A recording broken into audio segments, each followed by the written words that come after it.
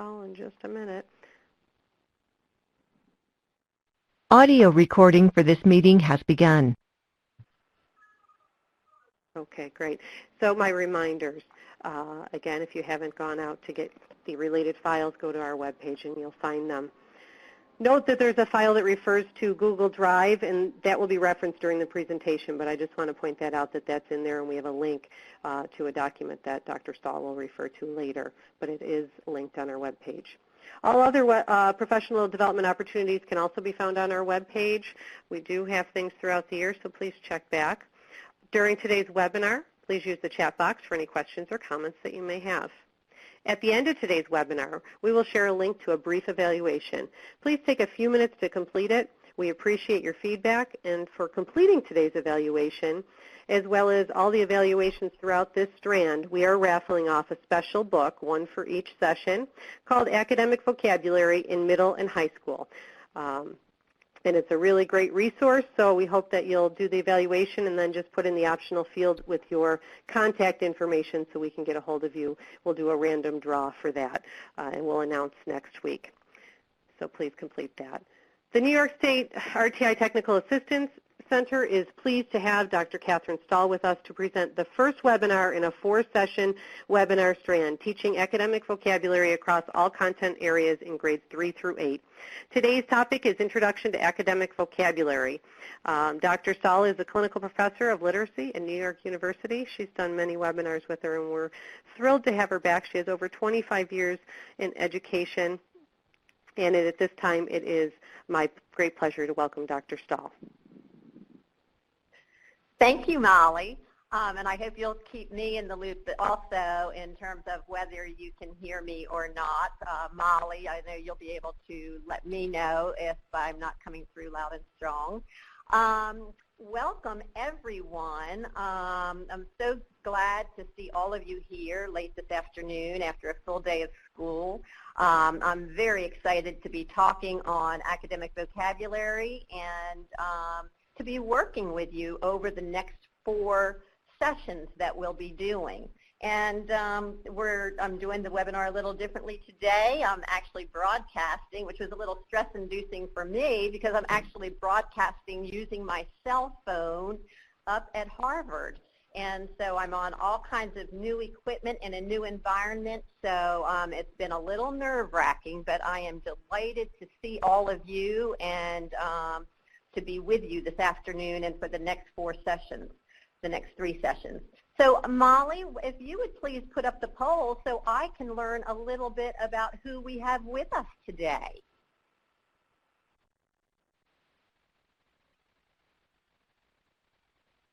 So if you will choose your one main role so I can see who you are and tailor some of the comments that I make to your particular positions and to the majority of people that we have.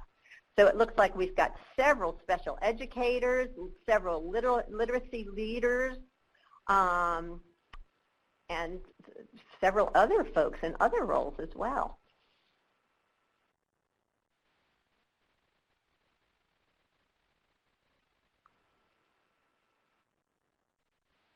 And I hope some of you will feel free to turnkey the information that I am providing today.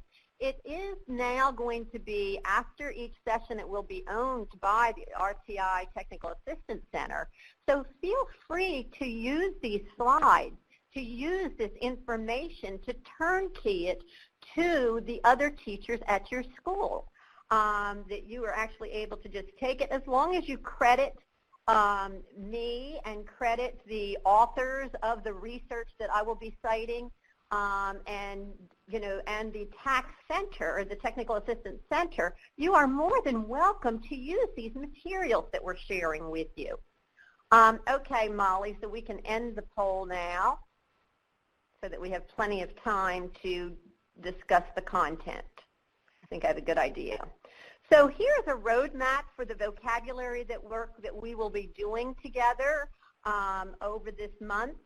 So today we'll be addressing goals and terminology so that we're all speaking the same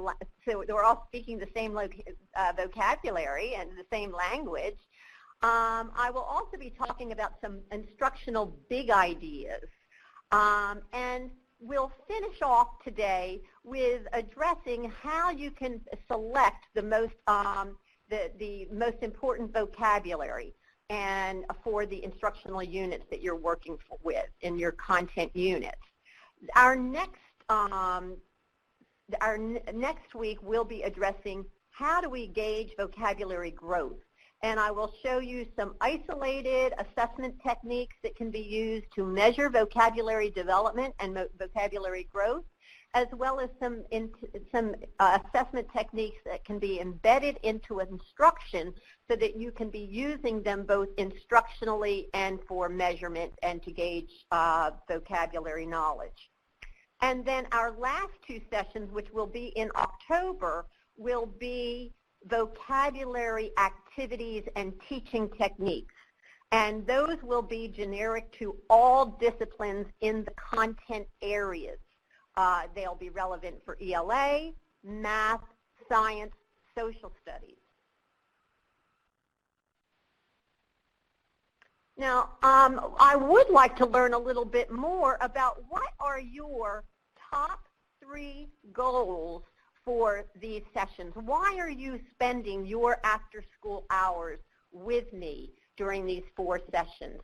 So you may pick 3 of your top 3 priorities. Read all 5 choices and pick your top 3 goals.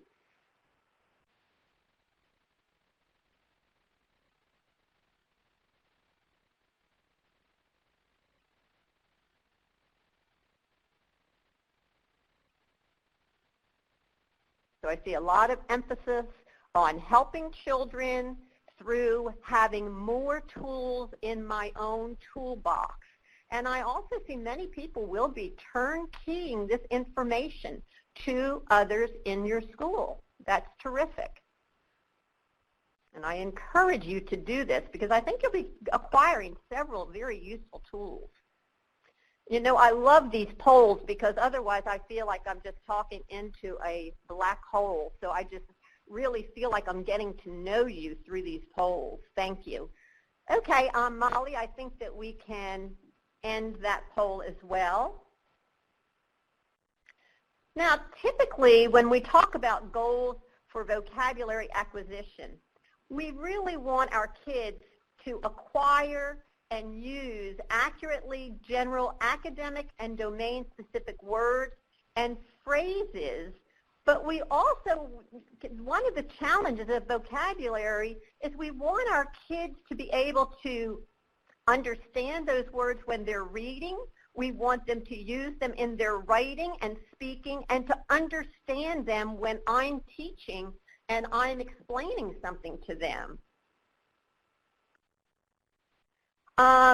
We also want to be able to clarify the meaning. We want kids to be able to have some self-help strategies related to vocabulary. We want them to be able to know the appropriate meaning for those multi-meaning words through the utilization of context or to use morphemes and divide meaningful word parts, prefixes, suffixes, those common roots. And we also want children, especially those of our kids who might be English language learners or who may be on the autism spectrum, to be able to understand figurative language and word relationships and particular nuances in word meanings. And then one of the other challenges that we have that we really want to tend to strengthen for our students is to demonstrate independence in utilizing these strategies when they encounter unknown words that are key to comprehension or to clear expression surrounding a particular topic that is our topic of focus. So these webinars are specific to academic language. They are specific to academic language. And so we want to define, and I would like to define for you what I mean when I'm talking about academic language. So academic language, and this is, academic language is the umbrella category, all right? vocabulary is only one piece of academic language. But when we're talking about academic language, we're talking about the kind of discourse that is not characteristic of informal or personal communication. It typically reflects school privileged knowledge. It's the way we talk in school. It's not how we're talking to our buddy on the street. We're not talking this way to our friends on the playground, or for those of us who are adults, at the football party, we're not using academic language. We're using a more informal discourse. There are several other words that people often use, however, to reference academic language and an academic vocabulary. So you may hear people call this by content area vocabulary, academic vocabulary, disciplinary vocabulary, general academic vocabulary, domain-specific vocabulary, technical vocabulary, Tier 1, Tier 2, Tier 3 vocabulary, or working vocabulary. So you see, even what we call the vocabulary that we all use as educational professionals, that we use to talk about academic language, we may be mixing up our own language and may not be using this language in the same ways. And so I'm going to now define some of those other specific kinds of vocabulary. But remember, academic language is the umbrella term that talks about general kinds of communication that we find in textbooks, in books that we use in schools, and in our conversation about that knowledge in our classrooms. And it differs by content. So the way the English teacher is talking about reading and writing and in response to what you all are reading is very different than the way the science teacher is talking in her classroom about the science activities, the science reading that's being done, and how to write for readers who are building science knowledge. So we have one of the main kinds of academic vocabulary that we have is what we call general academic vocabulary. And general academic vocabulary is also not used in everyday conversation, but it's the kind of vocabulary that appears in all content area instruction. So for example, when we're using, now you may have familiarity with the Marzano list or the Coxhead list of academic vocabulary. These are particular lists. The Coxhead list is very popular right now. It was a list that Coxhead developed as a researcher to support English language learners. And these were the 500 words that were seen most frequently in academic activities that English language learners needed to have facility with. And so those of us who teach all kids said, gee, we would be happy if all students had mastery of that general academic vocabulary. So you can just Google Coxhead list of academic vocabulary and retrieve this list. But these are words that are fairly general, but that appear in most all academic work that we do. Words that we see like describe, examine, some of them, and we'll talk about this later, might be some Tier 2 kinds of words like figure, which would be words that in some disciplines mean one thing, but in another discipline it might mean something else, but that it's generic enough that we really want kids to know that terminology. So general academic vocabulary often does appear across boundaries of disciplines, most of the general academic vocabulary. But then we also have domain-specific vocabulary. Domain-specific terms are limited to a specific context.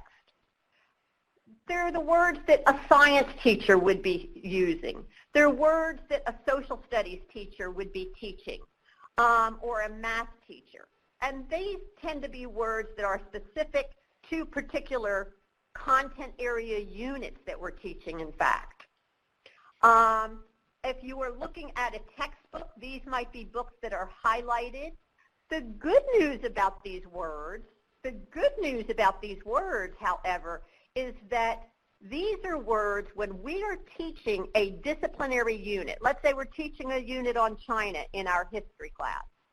These are words, however, that are going to be used repeatedly. The multiple exposures that kids need in order to master new vocabulary, these words are going to be repeated fairly organically within a disciplinary unit, providing us multiple opportunities to teach these words. And that's a good thing because kids need multiple exposures. This domain-specific vocabulary is also required if we want kids to be able to read and understand what they're reading in our unit of study. When I'm teaching and I'm talking about this unit of study, when the children are speaking to each other, when they're doing a science experiment, when they are doing a research project, when they are having a book club, and when they are doing their own speaking, they need to have facility with this group of domain-specific words that I have selected for this unit. And when they are writing, whether they're writing in response to something they've read, regardless of discipline, whether they are writing in response to a particular text, whether they are writing to explain something or in service of creating an argument or building knowledge, they are going to need to use these words that are specific only to this unit. Now, another thing that has become very popular as a way of categorizing words is the Beck, McCown, and Kukan have come up with the tiers of vocabulary. And so this has become a very popular way of categorizing the words that we are studying. And for example, the Tier 1 words are common everyday words that are used in adult informal discourse.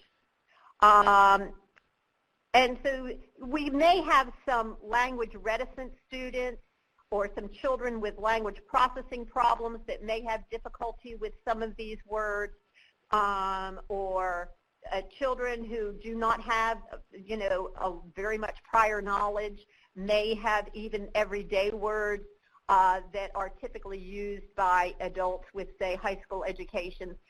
Those are the Tier 1 words. Certainly, some of our kids are still going to have problems with those words. However, Tier 2 words are the precise words used by more sophisticated language users, but they also tend to cross most boundaries, most disciplinary boundaries.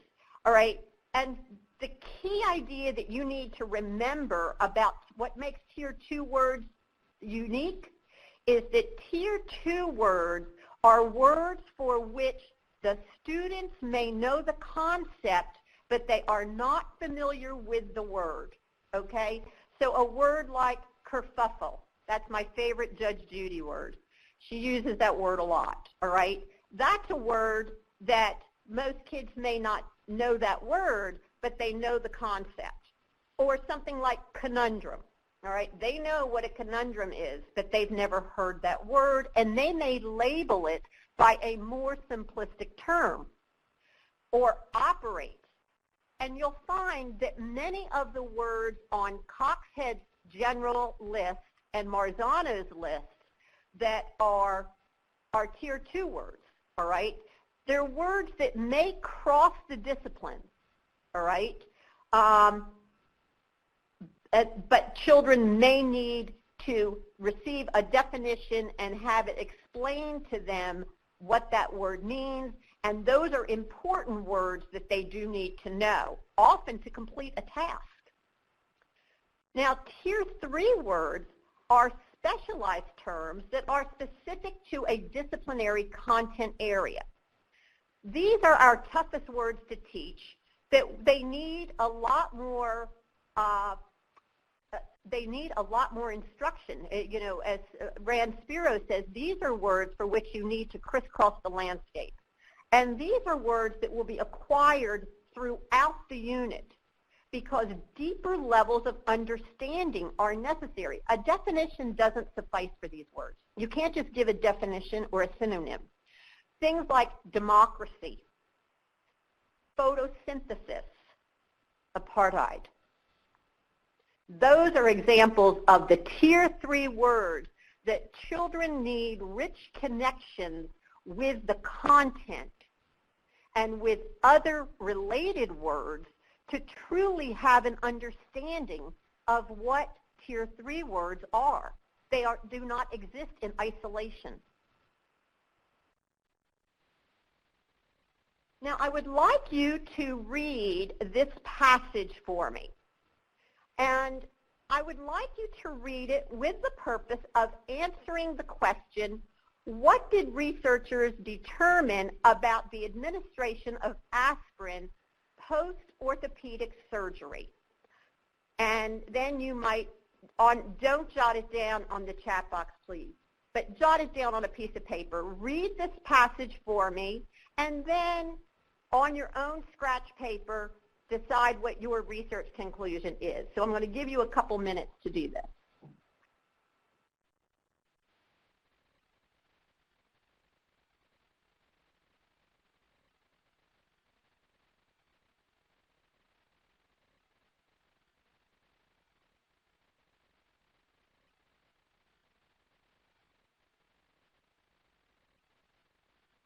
I'm still with you, and I'm patiently waiting for you to read this paragraph.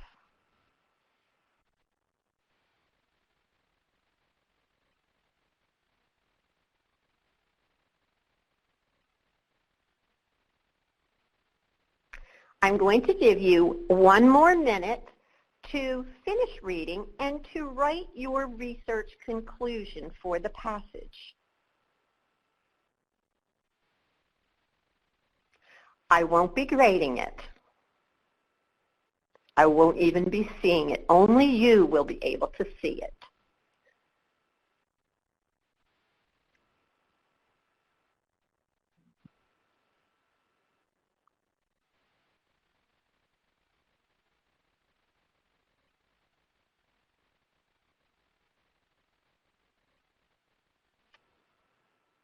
Okay, time is up. Now, for some of you, this may have been, that's not the right, Molly, would you please now show what made the passage difficult to read? So now, folks, I would like you to fill out the poll for me. This may have been difficult for some of you. And so now I would like you to choose as many as apply. For this particular poll, you may identify, select what made that passage difficult for you to understand and to draw a conclusion.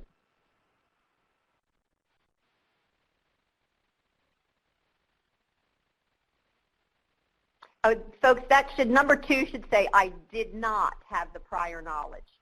That should say, I did not have the prior knowledge necessary to understand and apply some words that I did recognize.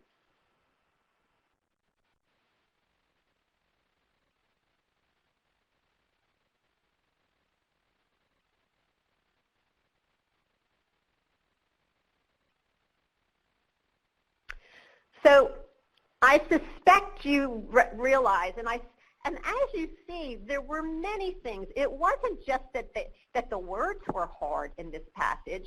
You know, so I'm sure you recognize that I gave you this passage from a medical journal to put you in the same situation that many of our students may be feeling as they are sitting in our classrooms. And it's not just that they might not know the words. You know, when we talk about academic vocabulary, that is certainly one thing. But there's a lot more going on with these difficult passages that are giving our kids problems. And the problems they are having are many of the same problems that you had, prior knowledge, all right? So even if you recognize some of the words, when you put it together in that particular context, knowing the words didn't really help because you didn't have the background knowledge about those kinds of an orthopedic surgery. There were probably many words in there that you did not know the meanings for. But also the discourse was difficult, how it was written, how it was phrased. You know, I'm not a doctor, I'm not a researcher, I don't talk like that. I don't read material that is written like that. And think about that. Our kids are not, they are not teachers. Our kids are not academics. Our kids are not scientists. Our kids are not historians.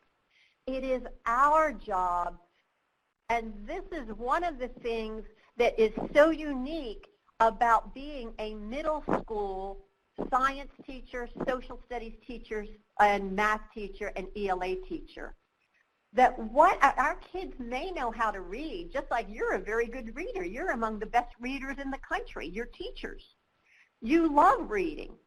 But even a task like I just gave to you in a little paragraph, it was difficult because you don't talk like that. Our kids need to learn in our classrooms, in our science classrooms, to read and write and talk like scientists do when they're building knowledge. How do historians talk and read and write when they're building science knowledge or historical knowledge? It's the discourse, and that is what part of our role as content area teachers is. Also, I think you all probably experienced having even though that was a short paragraph, the volume of having so many long and unfamiliar words made it tough going. And it was difficult to stay engaged in that. Probably by sentence number 2, many of you, and I wouldn't blame you, many of you may have said, I don't want to do this. I can't do this. I'm no doctor.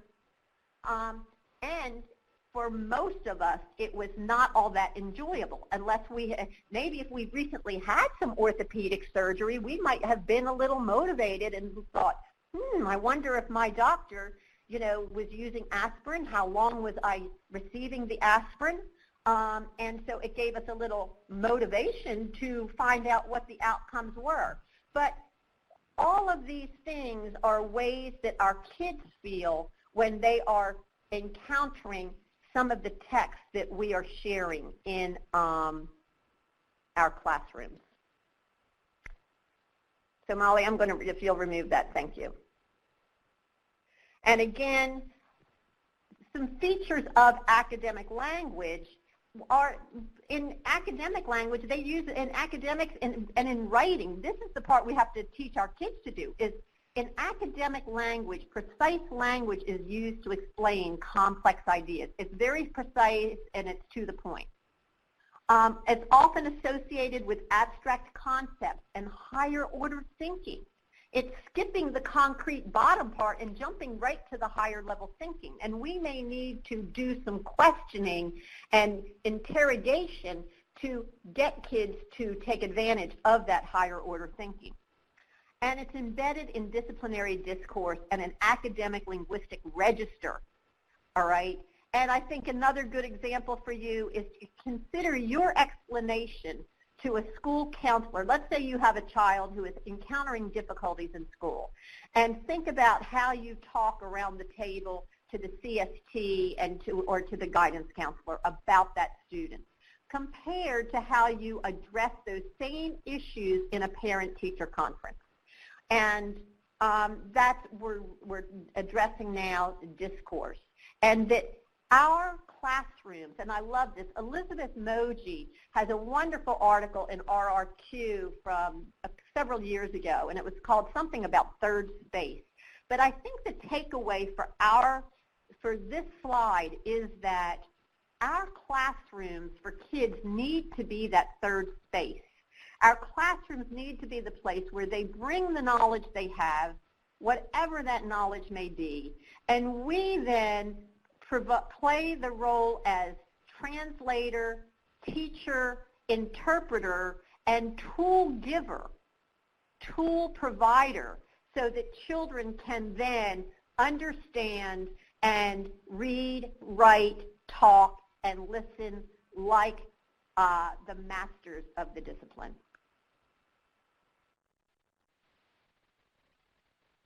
The other thing is in our academic classrooms, the purpose of this academic language is to build knowledge in a field. That's why it's a little different. When in English, in ELA, the academic language is different than it is in science, because what counts as evidence is different in those two classes. And so each of us read and write and talk in different ways that fulfill the purpose of how we build knowledge in our discipline. The other thing that's difficult is the complex sentences, including dependent subordinate clauses, are more difficult to read for everybody. And so that's, think about the lexiles. As the lexiles go up in difficulty, go higher in numbers, it's because those sentences and the sentence formations are becoming more complex. One of the other things is that typically when we're writing, we're taught to use an active voice. In ELA, our teachers teach us to use an active voice, but that is not the voice that we use in science. We're using a passive objective voice. And that's particularly confusing for readers, especially for some L's whose first language may not have a passive voice. Also, there are some basic understandings about teaching vocabulary, and that means that we are trying to do it in all four dimensions. Okay, we have the oral dimension and written dimension, and we have the receptive of listening and reading, which are both receptive areas, so we may be a little stronger, and our kids may have stronger vocabulary in those receptive areas compared to what their expressive is. But we have to be constantly, as teachers, be the jugglers of making sure that there is instruction in all four areas, as well as opportunities for kids to practice in all four areas, and assessment in all four areas. Otherwise, we don't know where they are and how much they've grown. And we're really going to talk about that next week when we're talking about assessment. Vocabulary learning is everybody's responsibility, all the teachers, because we've just talked about in terms of disciplinary differences. Students have a self-responsibility. Students have their own, bear some of the responsibility for learning vocabulary as well. And we need to place that responsibility on their shoulders. Our school principal has an important role to play, as do parents. So we are all in this together. No one has to carry the burden themselves. And we also don't want to really be pointing fingers at anybody, because each of us has enough to do in terms of our own responsibility. And so we don't want to point fingers at others. We just want to do the best possible job that we can do in the role we have. A big challenge about vocabulary instruction, particularly coming from both ends, whether we're talking about the high flyers or whether we're talking about our students who may have language processing differences, such as those children that many of you in speech and language and special education see, or whether it's children who are just language reticent, or children who have for financial reasons, have very few prior little knowledge of the outside world. The vocabulary learning is incremental. And so we have to understand those individual differences to really appreciate where our kids are and where we want them to go. We want everybody to be growing. And so vocabulary learning is never all or nothing. There's always more to learn. We all are learning every day. As teachers, we have a lot of curiosity and love for words. So we are the type of people who we are very word conscious, and we embrace what we don't know about vocabulary, and it piques our curiosity. So there's always more to learn. Even for our high flyers, we want to make sure that we are measuring where they are and measuring how they've grown during this unit. It also, because vocabulary learning is incremental, it requires multiple encounters in multiple modalities. Listening, reading, speaking, and writing. Kids need to be doing all four of those things with their new vocabulary words and in multiple contexts. The other big thing, I should have put this in red. I should have put this in red because this is one of our biggies. Just looking up words in the dictionary or even the friendly glossary and writing down those definitions doesn't cut it. All the research, every single bit of research says that for children to acquire ownership of new vocabulary, they must have multiple exposures. It must be active. They must be talking. If kids are learning vocabulary, you're hearing talking. It's not quiet. It's not just pencil paper. It has to be engaging. It's very, very, very social. And so you want to do everything possible that you can do to avoid the kinds of activities and programs that have kids doing things in ways that they are isolated by themselves, sitting by themselves in a book or a computer program, or that are done in rote ways. Those are things we want to avoid rote. We want to avoid isolated. If a kid is going to learn a new word, it's because they've been active with it. It's because they've been social with it. Here are the components that our vocabulary programs need to have.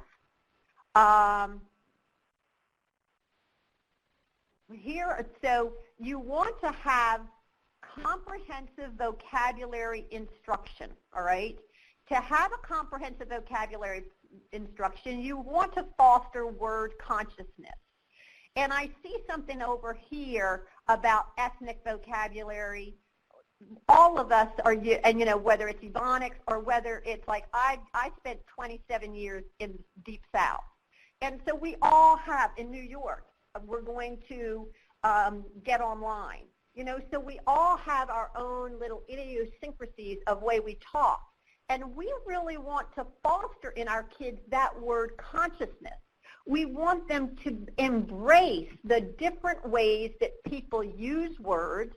We want them to embrace new words, but not only new words, but to be fine-tune their listening to when I talk certain ways. Just like I said, if I'm going on a job interview, I'm not going to talk at the job interview, or doing a webinar, I'm not talking the same way I talk to my teacher friends or to my girlfriends, all right, at the restaurant.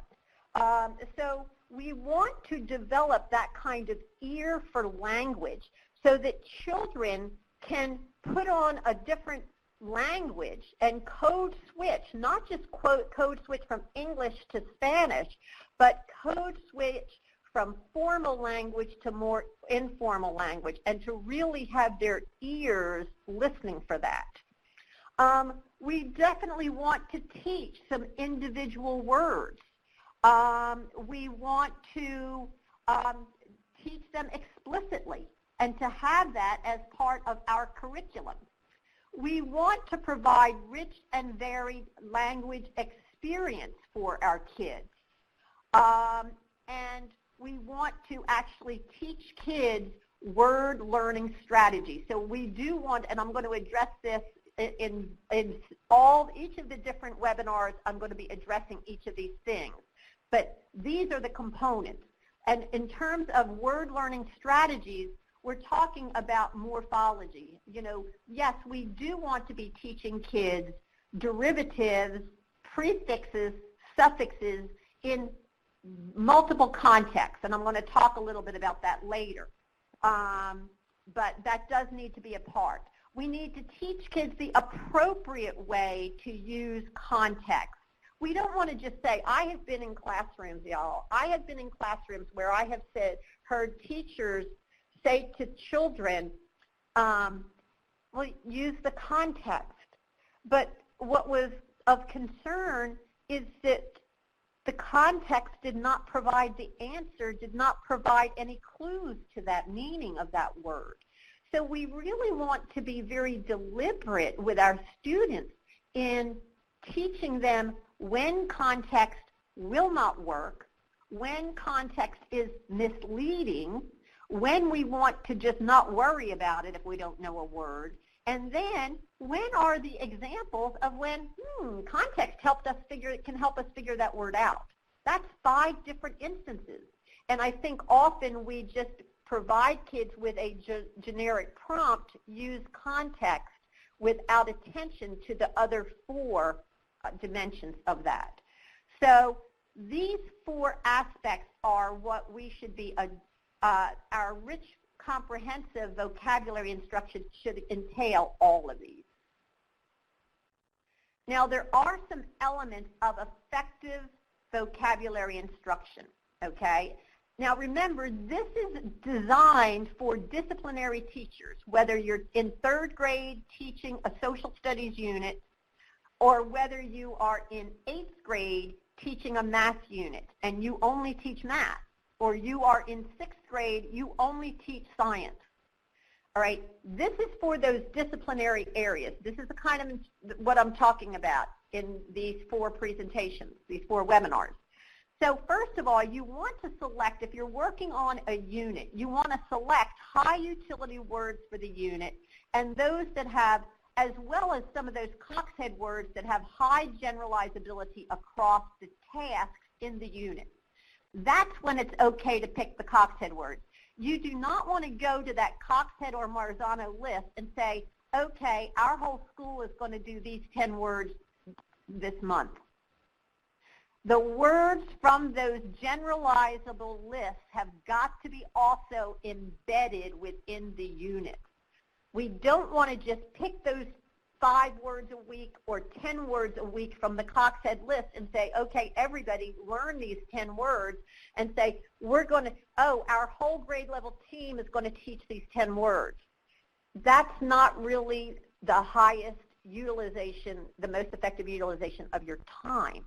It's better to, when you're teaching a unit on, on China, if you are having the kids do particular tasks, which are the Coxhead words that are most useful for defining what those tasks are that you're wanting the children to do, like culture. That would be when we would teach culture. So, focusing on high utility words and the high generalizability words within inserting them. Help students identify important unit words themselves and their level of knowledge.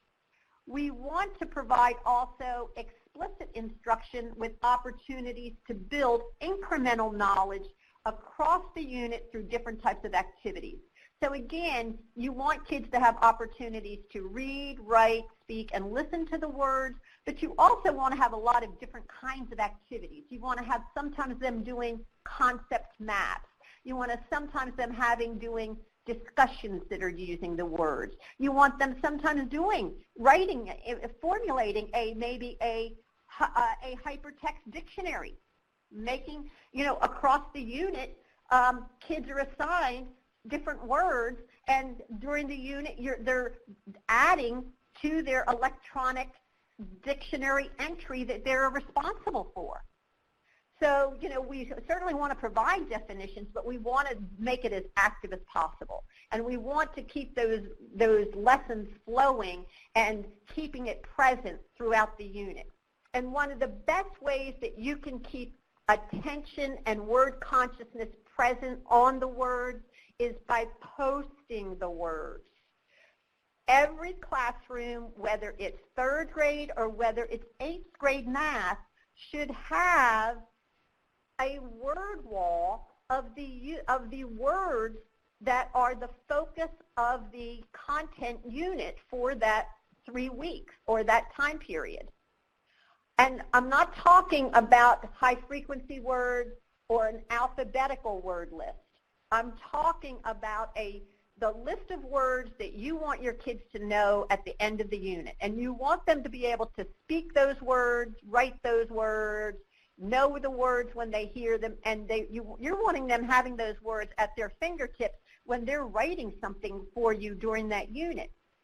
There should be a content area word wall in every single classroom, okay? And it's also to remind us as teachers, oh, I can bring that word in here and show another way it relates to what we're talking about now. Yes, I taught the definition of it 2 weeks ago, and yes, we've done some work on it, but there's a way that relates to these concepts that I'm teaching today, and I might just want to make that explicit for my kids. And school-wide, now, here is what I do believe about the morphology development. I think that as a school, you need to decide, and usually the ELA people will take charge of this, because that's where the foundation should probably start. And I'm not saying you would have to do it this way. I just think this is a systematic approach that might work well, is that the ELA people would provide the introduction to those words, and that they would sort of set out the scope and sequence for when the prefixes, suffixes, and base words are introduced. And then there would be ongoing addressing of it within the content areas as relevant. But there should be a school-wide, as a school, we know where this is happening.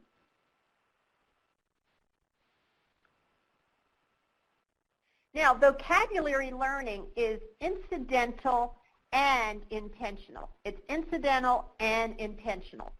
So incidental, some of the children learn, and I don't have the numbers with me today, but they learn like thousands and thousands of, they learn about 3,000 words every year, I think. And so by the end of their schooling, they've learned, I think, I don't even want to I don't want to say the number because I do have this in other slide presentations, but the majority of their learning of words is occurring through incidental ways of wide reading, listening, visual media, and discussion.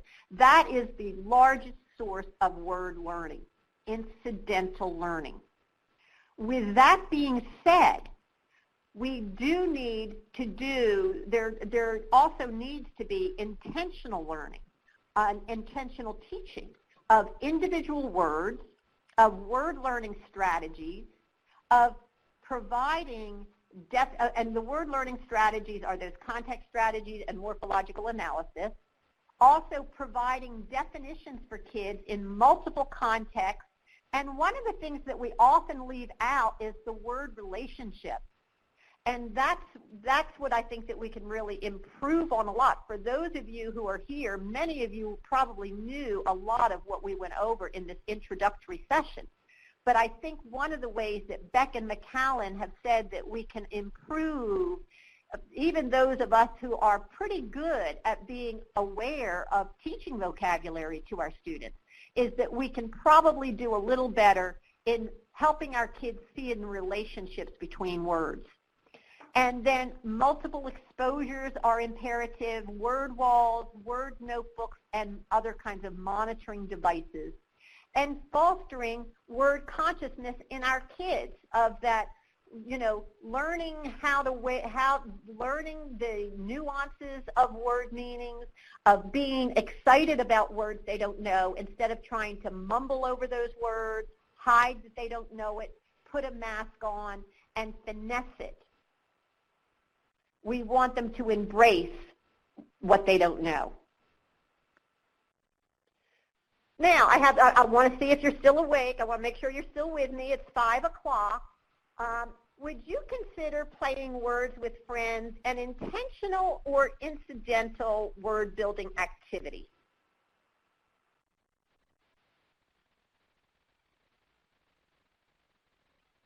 I want to see that you're all still with me.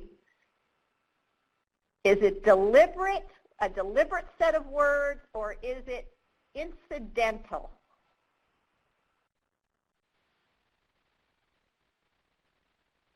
Haphazard based on spots you have, haphazard based on words that other people happen to be using that you didn't know that was a real word. So in the majority of cases, it is going to be incidental. In the majority of cases, it will be incidental. Okay, so Molly, we can end that one. We can end that poll. But words with friends, it is a good way to stretch our vocabularies somewhat. Although I think Scrabble is still better. I do a lot of guessing and hoping on words with friends. Okay, 3 ways to teach words. So now we're going to be getting into some of the nitty-gritty that you will need to be doing for we're going to talk a little bit about word selection and how we select words and a process for doing that. And then I'm going to ask you to do some of that before we meet next week. And so these next few slides are information that you will need to utilize in your process of selecting words for a unit that you teach. So there are 3 ways that we can teach words, and they need to be matched with the particular kinds of words that we're teaching, that we intend to teach. So flooding kids with words is basically we are reading rich and varied text to kids. They have books that they are selecting that they're reading, and in the content areas, they are reading not only long textbooks, but they're also reading primary sources. They're having rich language experiences, and they're doing semantic overviews of the words that are in this unit and how they relate to each other. So we're really flooding kids with words. The fast way to teach words is that this is what you do with Tier 2 words, that you are able to provide a definition, you're able to provide a synonym, and maybe give them some semantic decision activities, like is a football or a glass holiday ornament fragile? So having them do activities like that, or having them do some kinds of conceptual sorts, would be a fast way to teach some Tier 2 words. You're definitely providing them with a definition, but because they already know the concept, you're teaching it once, and then they're having a couple times to use it, and they've got it, all right? And you want it on the word wall, though, to remind them of it so that they know it. They say, oh, that's right, I could use that word stroll instead of walk, and so they're using it. And then we have our focus. Our focus instruction is elaborated instruction that calls for concept development over time, involving both definitions and a series of exposures with contextual and word relationship activities. Those focus activities, that's what we're going to be learning in November or I'm sorry, October. I'm getting ahead of myself. At the 2 webinars that we're going to be having in October are going to be the activities that you can use. They look very different, but you're going to be able to use them within the same unit to provide kids a different multifaceted lens on these words and to help them see how these words relate to each other, to give them another chance to learn the other nuance of these words. So those are the words, this is the kind of instruction we need to be providing to Tier 3 words. Now, how do we teach a focus word? All right, and I'm just going to go over this very quickly because this is also going to be revisited in more depth in session 3. Session 3. But you can come back and revisit this, and you can start practicing this between now and session 3. So that way, if you have any questions or if there happen to be any bumps in the road, you can ask those questions.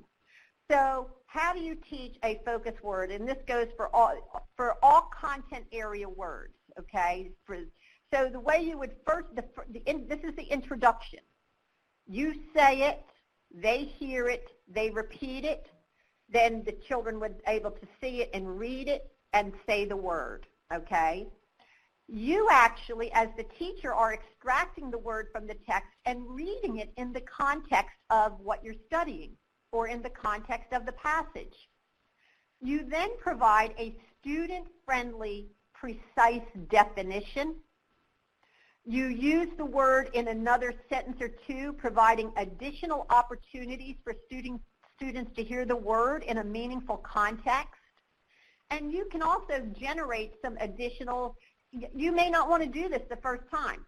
You might or might not generate or prompt some additional oral examples from some of your students. Up to you to do that on first introduction.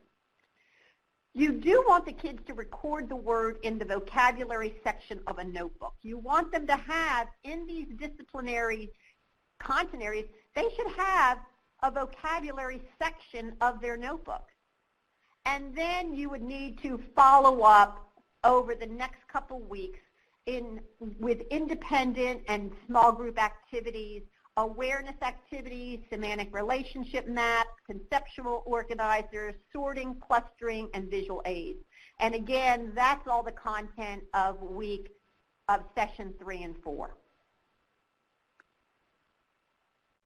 How many words do you select to teach? Well, there is no right answer.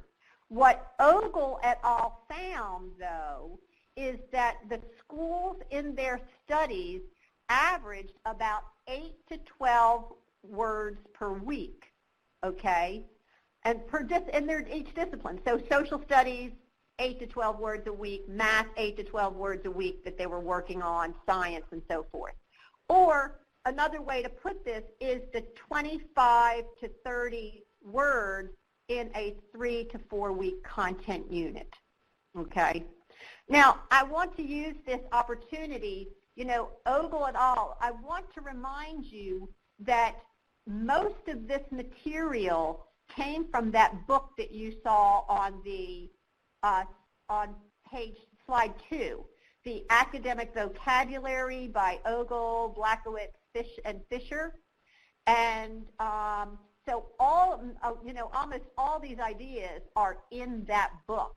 That's the book that will be also is going to be given away in our random evaluation raffle. So, a lot of these ideas are from them. Now, the other thing in terms of how many words, so that gives you a pretty good guide, 25 to 30 per unit, all right, per content unit. Consider accountable words based on the unit. Choose high utility and important conceptual words. And also, if you've got a lot of hard concepts that you're teaching, like in 4th grade, when you do that science unit in terms of states of matter, those words are not hard. snow, ice, and so forth. But the concept of what causes condensation and precipitation, those are hard concepts. So you might want to make fewer words because the concepts that undergird those that are the foundation of those ideas are very difficult to understand to really have knowledge of that word, of that tier 3 word, condensation. And that goes along with you need to consider the level of concreteness or abstraction of words. Concrete ideas are much easier for kids to learn than abstract concepts like democracy or justice.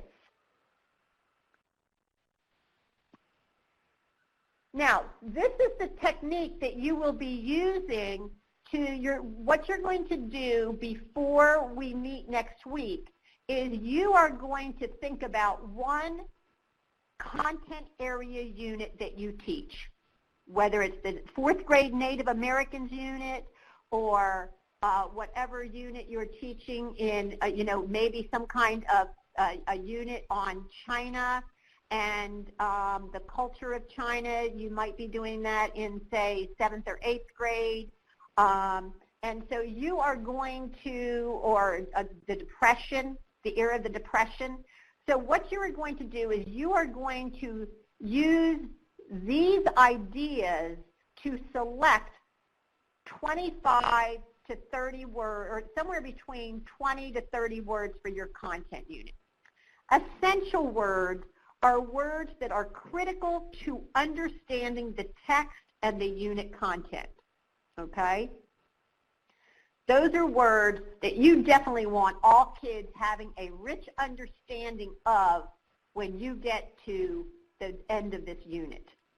Valuable words are general academic vocabulary with enduring importance in academic reading and writing in multiple domains.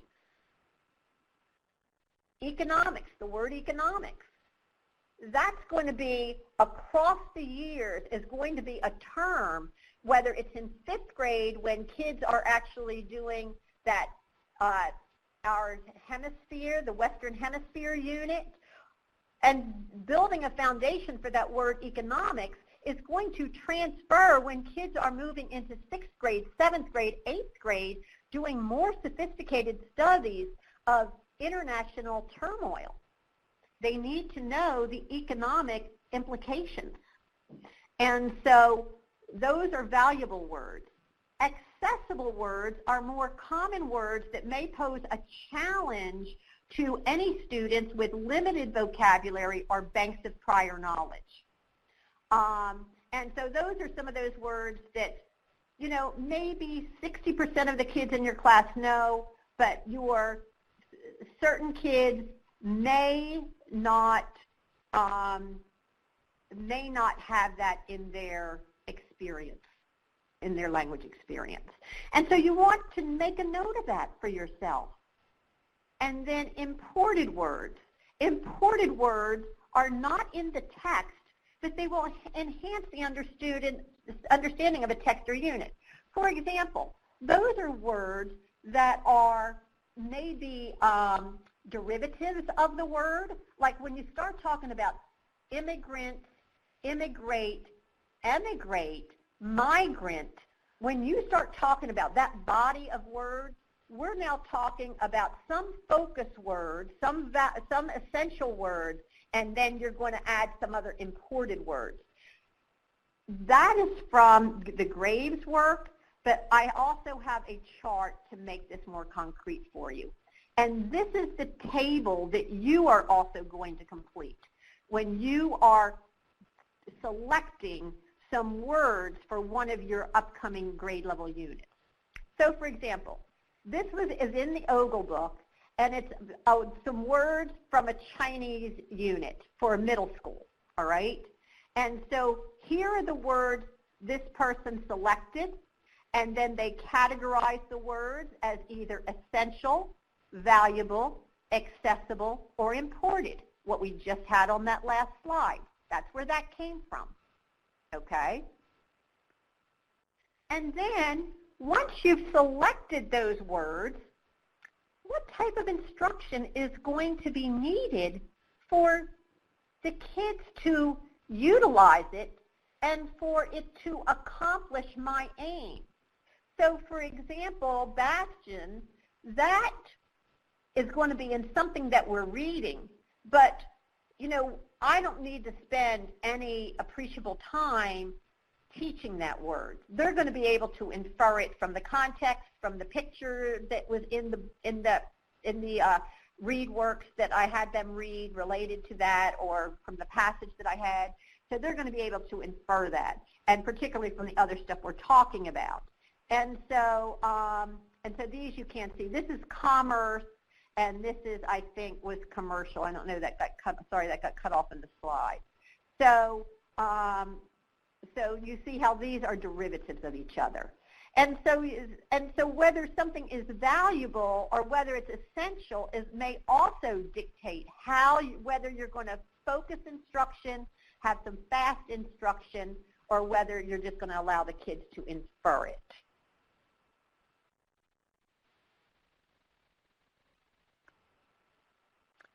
So our next steps,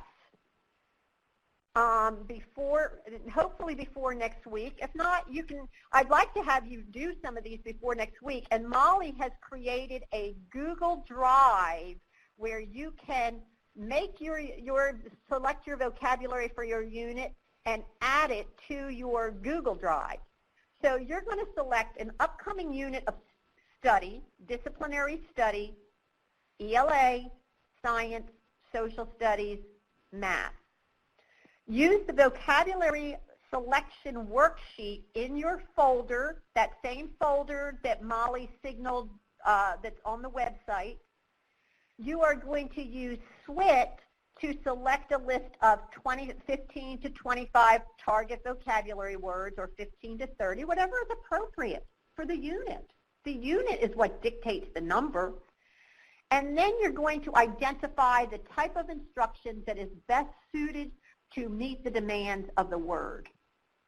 And optional, you can share your completed worksheet with our group. I think that's one of the advantages of us working in a webinar like this. And again, here Molly has kindly posted where you can find the vocabulary selection worksheet, and I put it as a doc so you can alter it yourself.